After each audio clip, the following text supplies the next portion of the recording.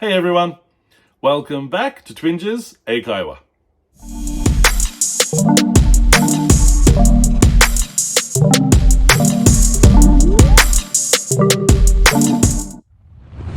皆さんこんにちは、Twinges 英会話です。Welcome back。今日のワンポイントレッスンは Phrasal Verb 句動詞で、今日の Phrasal Verb は to drag on。To drag on means to last longer than expected。予想以上に長く続く。例えばThe president's speech dragged on。大統領のスピーチは予想以上に長引いた。で、もう一つ。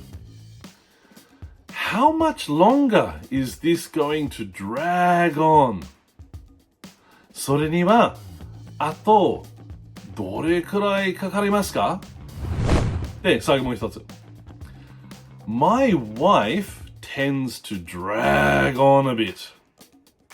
私の妻は長々と話しがちです。